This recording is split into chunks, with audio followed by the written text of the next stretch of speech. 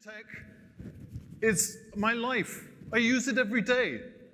But I am privileged. I am educated and I am connected. Let's go together to a typical African village. There's no electricity. There's no mobile network coverage. And let's look at the people there. The Economist in 2016 said that only 50% of the African population have access to mobile phones. And the vast majority of those are feature phones. And of those, the vast majority are held and used by men. And those that do have smartphones rarely can afford the data packages to actually use them. And let's look at the people involved.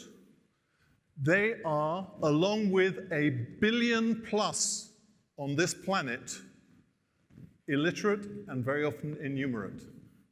They really struggle with the alphanumeric interfaces that are required to interact with the current states of innovation. And these innovators rarely take the time to build the interfaces or the user cases for the applications for poor people. They work for the more affluent. They have little understanding of the needs, the aspirations, the perceptions, or the behavior of poor people. And so the innovations that they produce are typically solutions looking for a problem. Fifth, we must remember, of course, that these people are extremely vulnerable.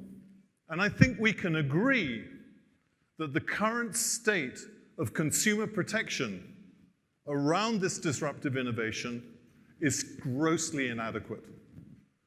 There are millions out there who have lost money either due to fraud or to having sent value to the wrong number inadvertently.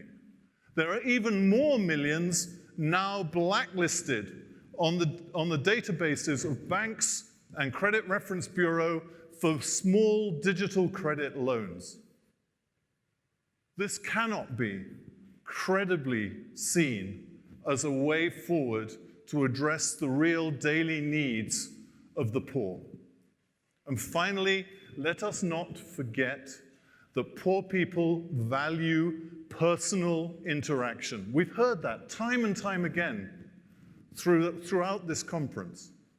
And yet, my esteemed opponents would like to argue that somehow, with technology, they will solve the very, very real problems and the very, very difficult pain points that the poor face in the under-resourced, poor infrastructure, distant villages. They need us to do better for them.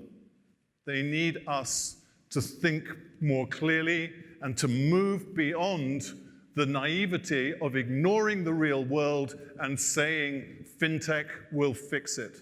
Thank you.